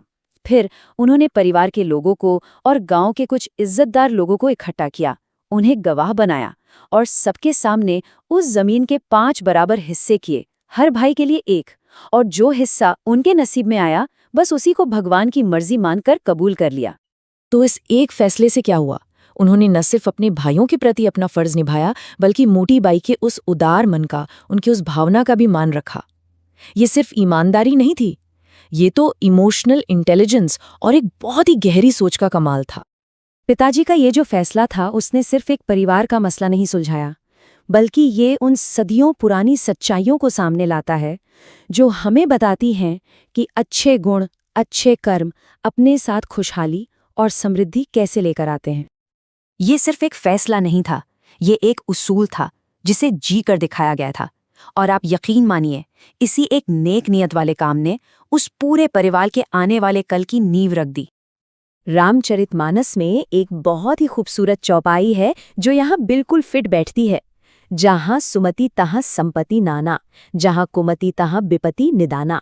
इसका मतलब बहुत सीधा सा है, जहाँ अच्छी सोच होती है, सुमति होती है, वहाँ हर तरह की दौलत खुद ब खुद आ जाती है। और जहाँ सोच में खोट हो, कुमति हो, वहाँ मुसीबतें ही मुसीबतें आती हैं। एक और पुरानी सीख है जो हमें बताती है कि अगर इंसान में कुछ खास गुण हो तो फिर भगवान भी उसकी मदद के लिए खुद आगे आते हैं। तो कौन से हैं वो 6 गुण? चलिए देखते हैं। पहला है उद्यम, मतलब सही डायरेक्शन में मेहनत। फिर है साहस, यानी मुश्किलों से न घबराना। तीसरा है धैर्य, सब्र रखना। चौथा है बुद्धि, सही और गलत को पहचानने की समझ। पांचवा है शक्ति, मतलब आपकी कैपेबिलिटी। और छठा है पराक्रम, यानी आपकी बहादुरी। ऐसा माना जाता है कि जिस भी इंसान में ये 6 गुण होते हैं ना, उसे ऊपर वाले की मदद जरूर मिलती है। तो इस पूरी कहानी से जो सबसे बड़ी सीख हमें मिलती है वो ये है कि हमारा किरदार, हमारा चरित्र ही हमारी किस्मत की बुनियाद होता है। एक सही फैसला सिर्फ उस एक पल को नहीं बदलता, बल्कि आने वाली न जाने कितनी पीढ़ियों की जिंदगी संवार देता है। और आखिर में यह सवाल हम सब के लिए है, हमारी अपनी जिंदगी में वो कौन से अहम फैसले हैं जो सही वक्त पर लिए गए और जिन्होंने हमारी जिंदगी को एक नई दिशा दी? इस पर जरूर सोचिएगा। जिंदगी के जो सबसे गहरे सबक होते हैं ना, वो अक्सर किताबों में नहीं मिलते। वो मिलते हैं उन लोगों के कामों में जिनकी हम दिल से इज्जत करते हैं। तो चलिए आज बात करते हैं एक ऐसे ही पिता की विरासत की, जिनकी जिंदगी अपने आप में नैतिकता और कर्तव्य की एक खुली किताब थी। और पता है, इस पूरी कहानी का जो सार है ना, वो बस एक लाइन में है, भ्रातृदेवो भव, मतलब अपने भाई को देवता की तरह समझो। और ये उनके लिए सिर्फ कोई कहावत नहीं थी, ये तो उनके जीने का तरीका था। तो मिलते हैं कहानी के मुख्य किरदार से। हम बात कर रहे हैं एक ऐसे पिता की जो देखिए बहुत पढ़े लिखे तो नहीं थे, लेकिन उनके पास जिंदगी का तजुर्बा और सही गलत की एक मजबूत समझ थी। सोचिए, बहुत ही कम उम्र में उन्होंने अपने 5 भाइयों और 2 बहनों, मतलब इतने बड़े परिवार की जिम्मेदारी अपने कंधों पर ले ली थी। और ये एक ऐसी जिम्मेदारी थी जिसे उन्होंने अपनी पूरी जिंदगी निभाया। तो चलिए उनके जीवन के पहले सिद्धांत को समझते हैं, न्याय और निस्वार्थता। और इसे समझने के लिए एक ऐसी पारिवारिक मुश्किल को देखते हैं जिसने उनके उसूलों की एक कड़ी परीक्षा ली। तो हुआ ये कि उनके एक भाई थे, खेमराज जी। उनका मानसिक स्वास्थ्य कुछ ठीक नहीं रहता था और इसी वजह से उनकी शादी भी नहीं हो पाई थी। उनका अपने एक भतीजे से कुछ ज्यादा ही लगाव था और इसी लगाव में वो चाहते थे कि उनके हिस्से की जो जमीन है वो उसी एक भतीजे को मिल जाए। अब देखिए, सुनने में तो ये लग सकता है कि इसमें क्या गलत है, प्यार ही तो था। लेकिन पिता को ये बात बिल्कुल सही नहीं लगी। उनके लिए परिवार में किसी एक का पक्ष लेना सीधे सीधे अन्याय था। तो उन्होंने क्या किया? देखिए, सबसे पहले तो उन्होंने इस अन्याय भरे प्रस्ताव को साफ साफ ठुकरा दिया। फिर उन्होंने अपने भाई की 60 साल की उम्र तक, उनकी आखिरी सांस तक पूरी सेवा की। और जब वो नहीं रहे तो उनकी जमीन बाकी चारों भाइयों में बराबर बराबर बंटवा दी। ये पक्षपात पर न्याय की सीधी जीत थी। और सबसे कमाल की बात क्या है पता है? उन्होंने शायद कभी ईशावास्य उपनिषद पढ़ा भी नहीं होगा, लेकिन उनकी पूरी जिंदगी तेन टेकतेन भुंजी था के सिद्धांत का एक जीता जागता उदाहरण थी। मतलब असली खुशी त्याग और निस्वार्थ भाव से ही मिलती है। उन्होंने इसे करके दिखाया। तो ये निस्वार्थ भाव सिर्फ न्याय तक ही नहीं था, बल्कि यही उनके भाइयों के लिए गहरे प्यार का आधार भी था। चलिए अब उनके जीवन के दूसरे पहलू पर आते हैं, जो उनके और उनके छोटे भाई रामलाल जी के बीच के अटूट रिश्ते की कहानी है। नागपुर में ना लोग उन्हें राम लक्ष्मण की जोड़ी कहते थे। सच में वो दोनों साथ मिलकर एक छोटी सी कैंटीन चलाते थे और उनका आपसी प्यार इतना गहरा था कि एक दूसरे से एक पल भी दूर रहना उन्हें गवारा नहीं था। इस रिश्ते की गहराई को समझने के लिए एक छोटा सा किस्सा सुनते हैं। एक रोज की तरह सुबह सुबह छोटे भाई रामलाल जी कैंटीन के लिए सब्जी लेने मंडी गए। रोज तो वो जल्दी आ जाते थे, पर उस दिन उन्हें लौटने में करीब 1.5 घंटा ज्यादा हो गया। अब कोई सोचेगा कि भाई 1.5 घंटे की ही तो बात है, इसमें इतनी चिंता क्यों? पर यह चिंता काम की नहीं थी। ये चिंता थी अपने भाई की सलामती की, उसकी फिक्र थी। पिताजी इतने बेचैन हो गए, इतने परेशान हो गए कि वो पड़ोस से किसी की साइकिल मांगकर अपने भाई को ढूंढने के लिए निकल पड़े। उनके मन में ना जाने कैसे कैसे ख्याल आ रहे थे। और फिर जो हुआ वो बहुत खूबसूरत था। बस 10 मिनट के अंदर ही दोनों भाई एक साथ हंसते खिलखिलाते हुए कैंटीन की तरफ वापस आते दिखे। वो जो चिंता थी ना, वो एक पल में राहत और खुशी में बदल गई। ये छोटा सा पल दिखाता है कि उनका रिश्ता परवाह की कितनी मजबूत डोर से बंधा था। तो आखिर में इस पूरी कहानी से हमें क्या सीख मिलती है? ये एक ऐसी विरासत है जो शब्दों से नहीं बल्कि कर्मों से बनी है। दो बातें हैं जो इस पूरी विरासत का निचोड़ है। पहली, निस्वार्थ न्याय, मतलब हालात कितने भी मुश्किल क्यों ना हो, हमेशा सही और निष्पक्ष का साथ देना। और दूसरी, भाई के प्रति समर्पण, मतलब परिवार के रिश्ते और उनकी भलाई हमेशा सबसे पहले। और आखिर में ये कहानी हमारे लिए एक बहुत बड़ा सवाल छोड़ जाती है। आज की इस भाग दौड़ भरी दुनिया में जहां हर कोई अपने बारे में सोचता है, वहां न्याय और बिना किसी स्वार्थ के पारिवारिक प्रेम जैसे मूल्यों की क्या जगह है? ये सोचने वाली बात है। नमस्कार, चलिए आज एक कहानी सुनते हैं। एक बेटे की जुबानी, उसके पिता के जीवन की कहानी। ये कहानी उन लोगों की है जिन्होंने मुश्किल समय में ऐसी दरियादिली दिखाई जिसे कभी भुलाया ही नहीं जा सकता। जरा सोचिए, एक 88 साल का इंसान और दशकों पहले मिली मदद को याद करके आज भी उनकी आंखें भर आती हैं। ये यादें कितनी गहरी और कितनी कीमती होंगी। और यही इस पूरी कहानी का, आप कह सकते हैं, सार है। नर में नारायण का दिखना, मतलब जब इंसान ही भगवान का रूप ले लेता है। तो चलिए कहानी के पहले हिस्से से शुरू करते हैं। तो पहली कहानी है एक किसान की, नाहर सिंह जी, जिन्होंने उस वक्त हाथ थामा जब हालात बहुत ही ज्यादा खराब थे। हालत ये थी कि घर में खाने को दाना नहीं था, तो पिता सीधा नाहर सिंह जी के गांव पहुंच जाते। और कमाल की बात यह है कि वो वहां से कभी खाली हाथ नहीं लौटे। और नाहर सिंह जी, उन्होंने कभी हिसाब ही नहीं रखा कि कितना अनाज दिया। नाहर सिंह जी ने सिर्फ अनाज नहीं दिया, उन्होंने जो शब्द कहे वो हिम्मत देने वाले थे। वो कहते थे, बच्चे, ऐसे बुरे दिन हमेशा नहीं रहते, जब भी जरूरत लगे बिना सोचे मेरे घर आ जाना। ये सिर्फ अनाज नहीं था, ये हौसला था, ये उम्मीद थी। और ये बात कितनी सही बैठती है, आचार्य चाणक्य ने भी तो यही कहा है कि भाई जिसका दिल दूसरों के दुख से पिघल जाए, उसे और किसी ज्ञान या तपस्या की क्या जरूरत। नाहर सिंह जी की ये जो निस्वार्थ सेवा थी ना, वो इसी बात का सबसे बड़ा सबूत थी। अब कहानी आगे बढ़ती है और हमें एक और कमाल के इंसान से मिलाती है। एक बड़ई, खेमराज जी सुथार। और उनकी दरियादिली तो बस कुछ वक्त की मदद तक ही नहीं थी। खेमराज जी ने जो किया वो परिवार को अपने पैरों पर खड़ा करने जैसा था। देखिए, उन्होंने हल मुफ्त में ठीक कर दिए, बच्चों के लिए दूध देने वाली एक भैंस तोहफे में दे दी। और तो और, जब परिवार अपनी भैंस खरीदना चाहता था तो उन्होंने 300 रुपए भी दिए और उस पर ब्याज लेने से साफ मना कर दिया। सोचिए, वो एक भैंस, सिर्फ एक भैंस ने 6-7 महीने तक पूरे परिवार को संभाला। ये एक ऐसा तोहफा था जिसने उस परिवार को गरीबी से निकालकर आत्मनिर्भरता की तरफ पहला कदम बढ़ाने में मदद की। तो अब कहानी का रुख बदलता है। परिवार नागपुर पहुंचता है, जहां पिता अपना कोई काम शुरू करना चाहते थे। और यहाँ उन्हें मदद मिली दुर्गा शंकर जी व्यास से। नए शहर में हालात कैसे थे, इसका अंदाजा बस एक बात से लगा लीजिए। उस समय कथावाचक की माँ के पास पहनने के लिए सिर्फ एक ही ढंग की साड़ी थी, सिर्फ एक। माँ खुद बताती हैं कि नहाने के बाद वो उसी साड़ी को धोकर सुखाती और जब वो सूख जाती तो वापस वही पहन लेती। ये शब्द ही उस दौर की गरीबी की पूरी कहानी कह देते हैं। और इसीलिए जो मदद मिली वो और भी कीमती हो जाती है। व्यास परिवार ने क्या नहीं किया, उन्होंने रहने को घर दिया और कभी किराया तक नहीं मांगा। मिसेस व्यास ने माँ को एक नई साड़ी दी और मिस्टर व्यास, उन्होंने तो पिता की पहली कैंटीन खुलवाने में अपने हाथ से मदद की। अपना स्टोव, अपना दूध लेकर आए ताकि कैंटीन की पहली चाय बन सके। ये होती है असली मदद। और अब बात करते हैं उन लोगों की जो सबसे करीब थे, पिता के मामा, क्योंकि अक्सर सबसे बड़ा सहारा तो अपने ही बनते हैं। और दोनों मामाओं का योगदान देखिए, कितना अलग लेकिन कितना जरूरी था।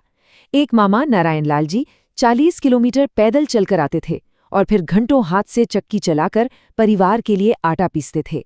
और दूसरे मामा सुंदर, उन्होंने मौके दिए। वो पिता को पहली नौकरी के लिए कलकत्ता ले गए, परिवार के दूसरे काम संभाले। एक ने पेट भरा तो दूसरे ने भविष्य का रास्ता दिखाया। और ये सब किसी एहसान या ड्यूटी की तरह नहीं किया गया। ये तो ऐसे किया गया जैसे कोई अपने ही दिल के टुकड़े की देखभाल कर रहा हो। चलिए अब इस कहानी के आखिरी पड़ाव पर चलते हैं। यहाँ जिक्र है मामा मोहनलाल जी और पूर्णा शंकर जी का, जिन्होंने जमीन के मामलों में ऐसी मदद की जो निर्णायक साबित हुई। मामला कुछ ऐसा था, परिवार की जो अपनी पुश्तैनी जमीन थी वो इतनी कम थी कि उससे गुजारा नहीं हो सकता था। फिर एक मौका आया, 16 बीघे जमीन बिक रही थी, लेकिन मुश्किल ये थी कि पिता के पास तो एक फूटी कौड़ी भी नहीं थी। तब मामाओं ने आगे बढ़कर खरीद के लिए पूरे पैसों का इंतजाम कर दिया। पिता खुद कहते हैं कि अगर वो लोग उस दिन वो जमीन खरीदने में मदद नहीं करते तो आज हमारे पास बांटने के लिए कौन सी जमीन होती। हमारी अपनी जमीन तो बहुत ही थोड़ी थी, मतलब उस एक मदद ने आने वाली पीढ़ियों का भविष्य तय कर दिया। आज के जमाने में देखिए, पढ़ाई लिखाई है, पैसा है, सब कुछ है, लेकिन वैसे लोग, वैसे नरदेव जो बिना किसी स्वार्थ के मदद करते थे, वो आज कहाँ मिलते हैं?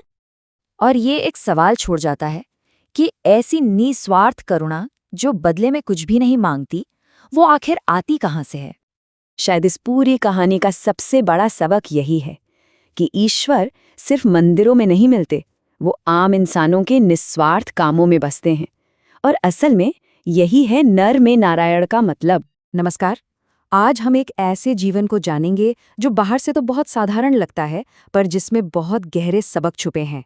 ये एक पिता के जीवन की कहानी है जिसकी सादगी में ही शायद जिंदगी का असली सार छुपा है। हम सब अपनी जिंदगी में ये सवाल कभी ना कभी खुद से पूछते तो हैं, है ना, कि एक अच्छी, एक खुशहाल जिंदगी का राज क्या है? क्या ये बड़ी बड़ी कामयाबियों में है या फिर छोटी छोटी बातों में? शायद इसका जवाब एक इंसान के जीवन में बसे दो बहुत ही जरूरी गुणों को समझने से मिल सकता है। तो चलिए इस सफर की शुरुआत करते हैं। कहानी का पहला हिस्सा एक पिता की उस खुशी के बारे में है जो उन्हें अपनी किसी कामयाबी से नहीं, बल्कि किसी और की सफलता से मिली। ये कहानी है शिक्षा की ताकत में उनके अटूट विश्वास की। यहाँ एक बहुत ही दिलचस्प बात है। देखिए, पिताजी खुद तो हालात की वजह से पढ़ नहीं पाए, लेकिन उन्होंने ये ठान लिया था कि वो अपने सबसे छोटे भाई को जरूर पढ़ाएंगे। मतलब जो कमी उनकी जिंदगी में रह गई उसे वो अपने भाई की ताकत बनाना चाहते थे। और ये सफ़र बिल्कुल आसान नहीं था। उन्होंने सिर्फ भाई का एडमिशन ही नहीं कराया, बल्कि जब आगे की पढ़ाई के लिए शहर जाना पड़ा तो वो उन्हें अपने साथ नागपुर भी ले गए। और तो और, जब छोटा भाई एग्जाम में फेल होने पर निराश हो गया और पढ़ाई छोड़ने की बात करने लगा, तब भी पिताजी ने हार नहीं मानी। उन्होंने जोर देकर उसे आगे पढ़ने के लिए मनाया। तो उनके इस लंबे प्रयास और त्याग का नतीजा क्या हुआ? आखिरकार थोड़ी मदद से उनके भाई को माइनिंग डिपार्टमेंट में एक सरकारी नौकरी मिल गई, एक ऐसी नौकरी जिसने उनकी पूरी जिंदगी बदल दी।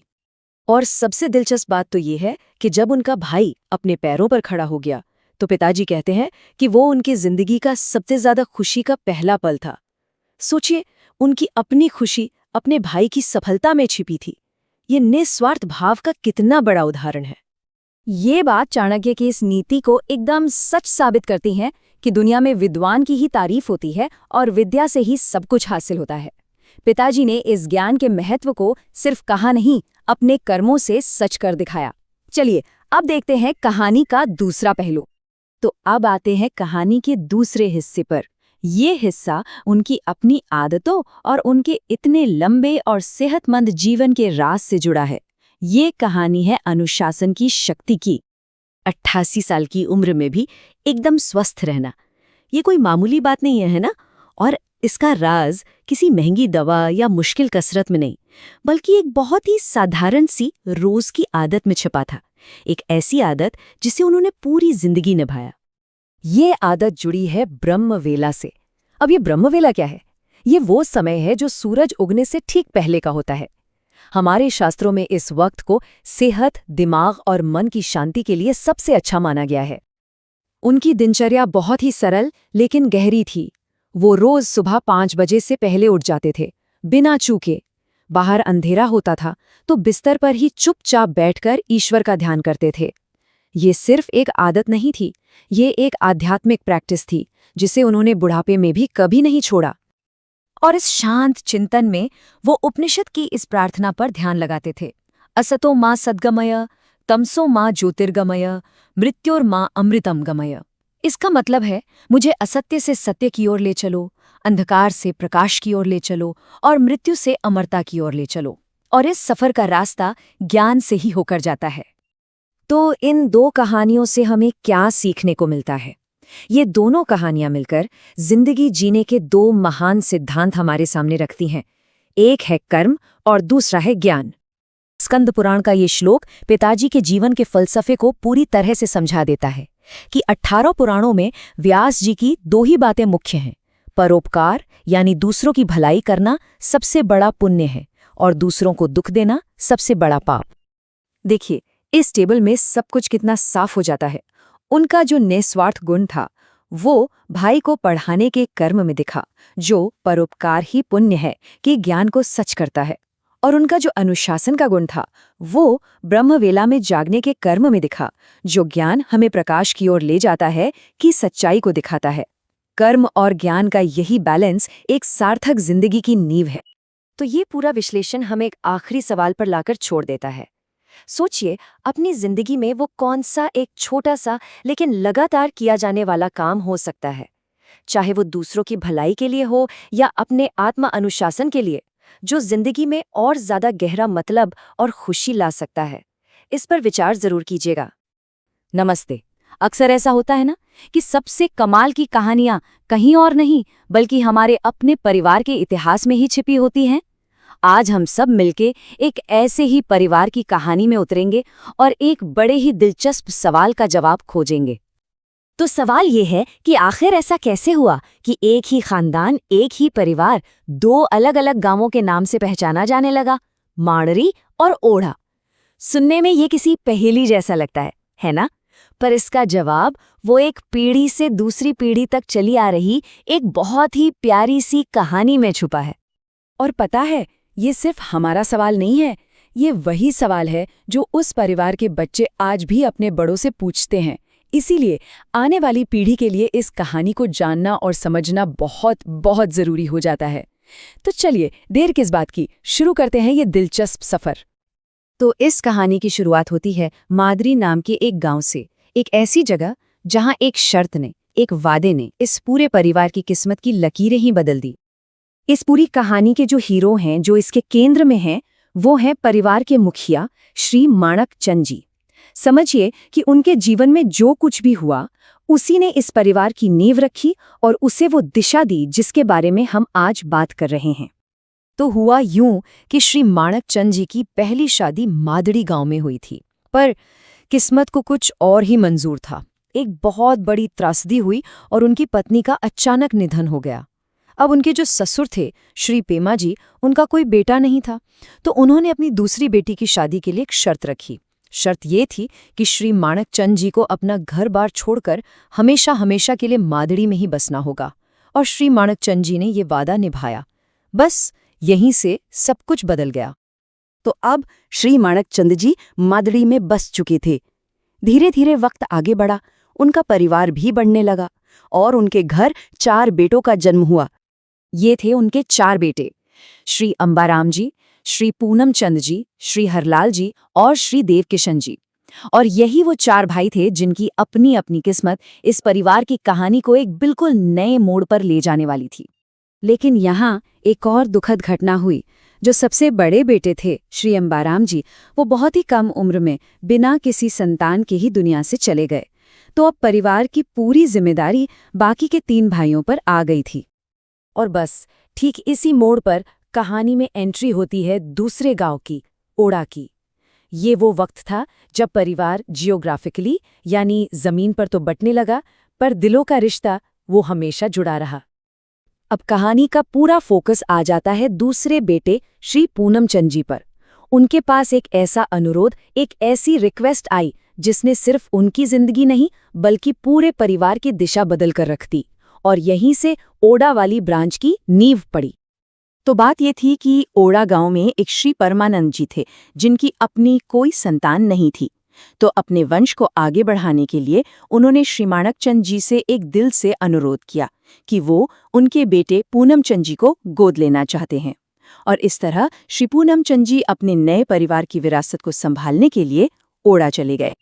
तो अब तस्वीर कुछ ऐसी बनी कि श्री हरलाल जी और श्री देवकिशन जी तो मादड़ी में ही रहे अपने पिता की विरासत को आगे बढ़ाते हुए, और दूसरी तरफ श्री पूनम चंद जी ने ओढ़ा में एक नई जिंदगी, एक नई शुरुआत की। मतलब एक ही खून, एक ही परिवार अब 2 अलग अलग गांवों में बस गया था।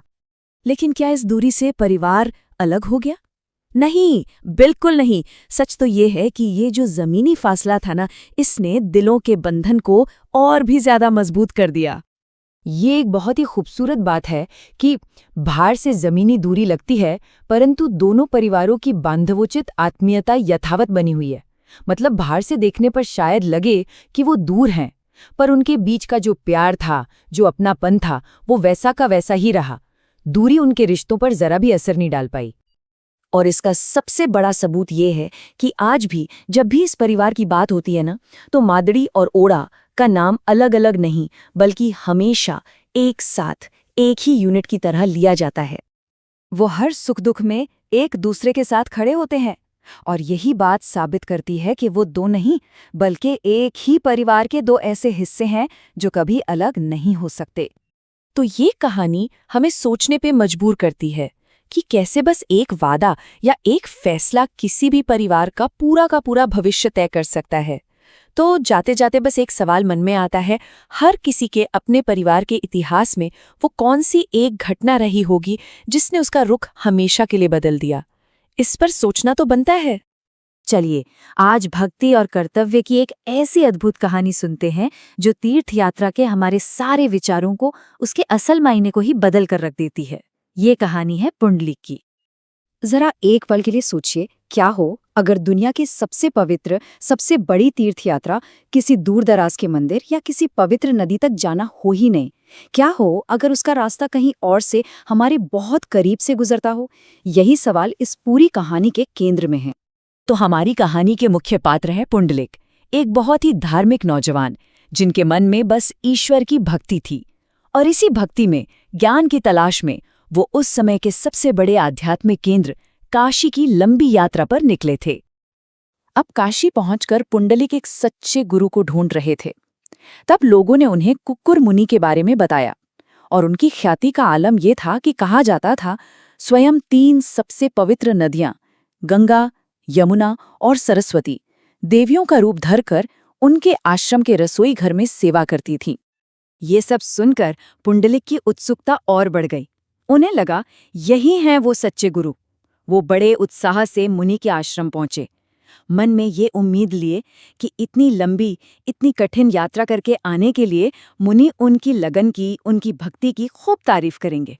लेकिन वहां जो हुआ वो पुंडलिक ने सपने में भी नहीं सोचा था।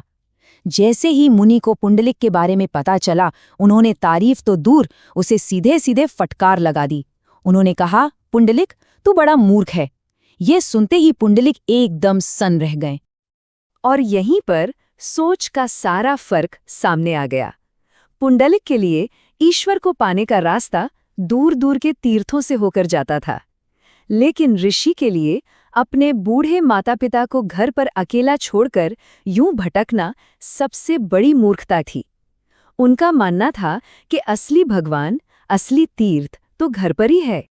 पुंडलिक हैरान परेशान थे। उन्हें समझ नहीं आ रहा था कि एक ऋषि ऐसी बात कैसे कह सकते हैं।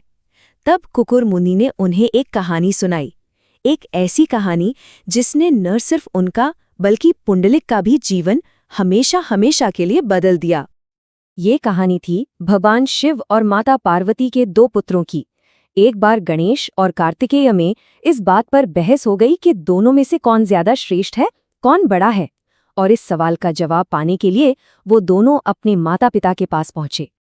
शिव पार्वती ने इस बहस को सुलझाने के लिए एक शर्त रखी, जो कोई भी इस पूरी पृथ्वी का चक्कर लगाकर सबसे पहले लौटेगा वही श्रेष्ठ माना जाएगा। शर्त सुनते ही कार्तिकेय तो फौरन अपने तेज रफ्तार वाहन मोर पर बैठकर निकल पड़े। लेकिन गणेश जी वो कहीं नहीं गए, वो बस शांत खड़े रहे, कुछ सोच रहे थे। फिर गणेश जी ने जो किया वो अद्भुत था। उन्होंने सबसे पहले अपने माता पिता शिव और पार्वती को एक ऊंचे आसन पर बिठाया। फिर उन्होंने बड़े प्रेम से फूलों से उनके चरणों की पूजा की, और आखिर में उन्होंने उन्हीं के चारों ओर 7 बार परिक्रमा की। शिव पार्वती ने जब पूछा कि ये क्या है, तो गणेश जी ने शास्त्रों का सार बताया। सर्वतीर्थमयी माता, सर्वदेवमयः पिता, मतलब माता में सभी तीर्थों का वास है और पिता में सभी देवताओं का।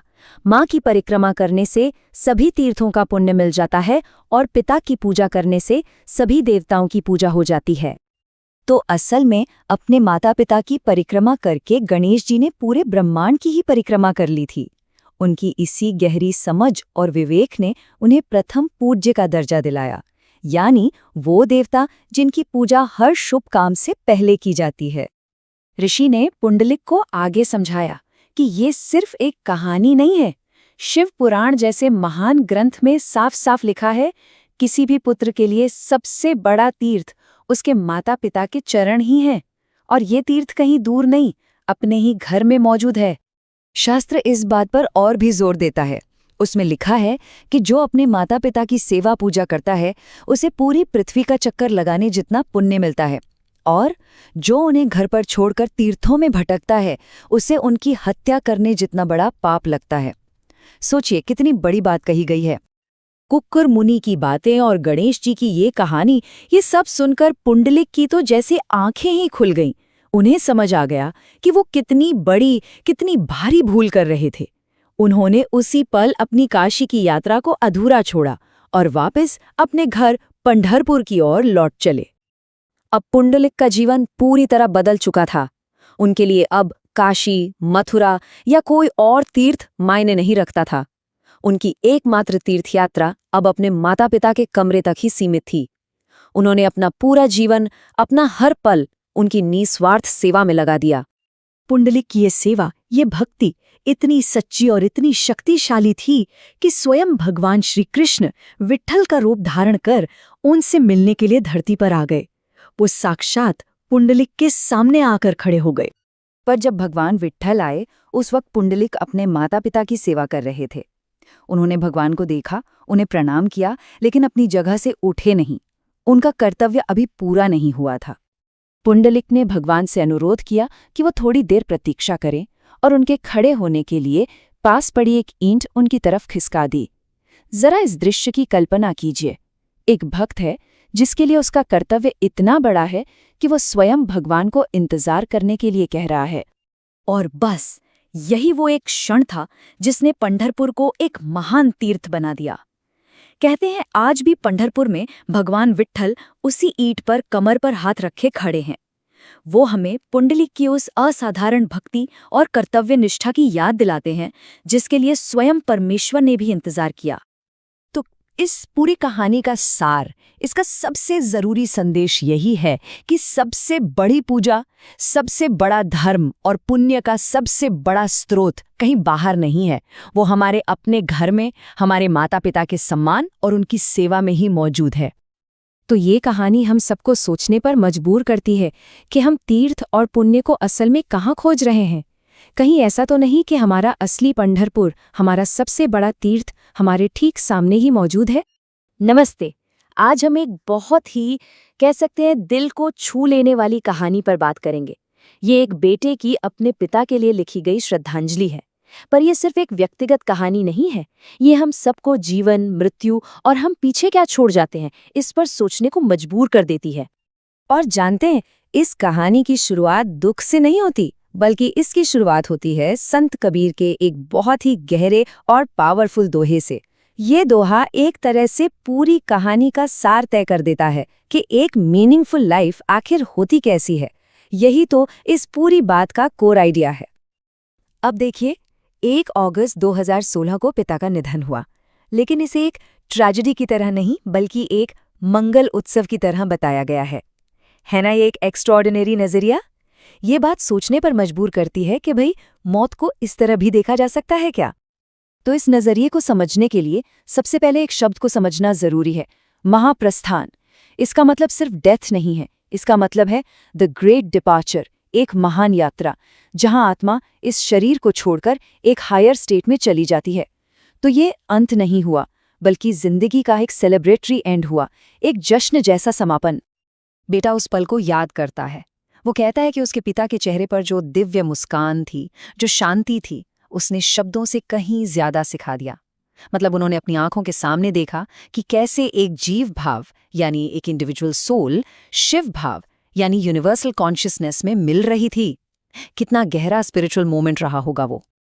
तो सवाल फिर वही आता है, कोई अपनी मौत को उत्सव में कैसे बदल सकता है? क्या ये मुमकिन भी है? ये श्रद्धांजलि बताती है कि इसका जवाब मौत के उस पल में नहीं, बल्कि उस जिंदगी में छिपा है जो जी गई है। बेटा अपने पिता के इस खूबसूरत डिपार्चर का क्रेडिट उनकी जिंदगी के 5 सिद्धांतों को देता है: नेक कर्म, भक्ति, सेवा, सरलता और सद्भाव। यही वो मॉरल और स्पिरिचुअल फाउंडेशन थी जिसने उनकी विदाई को इतना डिवाइन और पीसफुल बनाया। और ये सिर्फ कोई फिलॉसफी नहीं थी कि बस कह दिया, नहीं, ये उनके कैरेक्टर का, उनके स्वभाव का हिस्सा था। दूसरों का भला करना एक चॉइस नहीं, नेचर था। और यही वो दिव्य संस्कार हैं जो उन्होंने सिर्फ बातों से नहीं, अपने कामों से अपनी फैमिली को लेगेसी में दिया। अच्छा, तो एक नेक जिंदगी जीने के बाद अब कहानी हमें उन आखिरी पलों में ले जाती है, और यहाँ ये दिखाया गया है कि कैसे मौत भी एक आर्ट हो सकती है, एक ऐसी कला जिसे जिंदगी भर की प्रैक्टिस और डिवोशन से परफेक्ट किया गया हो। उनके आखिरी पलों में कोई डर, कोई घबराहट नहीं थी, बस एक फोकस्ड पीसफुल रिचुअल था। बार बार हरिओम हरिओम का जाप, फिर अपनी माला मंगवाई, उसे सीने से लगाया और अपनी भक्ति में जैसे एक हो गए। सोचिए, एक भक्ति से भरी जिंदगी का ये कितना मीठा और आखिरी फल था जिसे उन्होंने बड़े सुकून से चखा। और फिर उन्होंने अपना आखिरी संदेश दिया, सिर्फ एक वाक्य, एक अकेला पावरफुल वाक्य, जिसमें जैसे उनकी पूरी जिंदगी की समझ, पूरी बुद्धिमत्ता समाई हुई थी।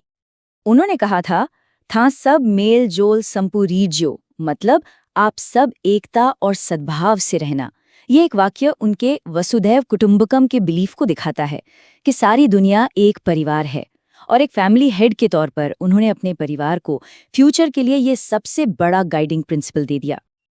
अब जाहिर है, उनके जाने से परिवार ने एक बहुत बड़ा खालीपन महसूस किया, एक ऐसी कमी जिसे एक बहुत ही पावरफुल मेटाफर के जरिए बयान किया गया है। बेटा लिखता है कि दुख इतना गहरा था कि आसमान भी अपने आंसू नहीं रोक सका। ऐसा लगा मानो पूरी कुदरत, पूरी प्रकृति ही परिवार के साथ रो रही हो।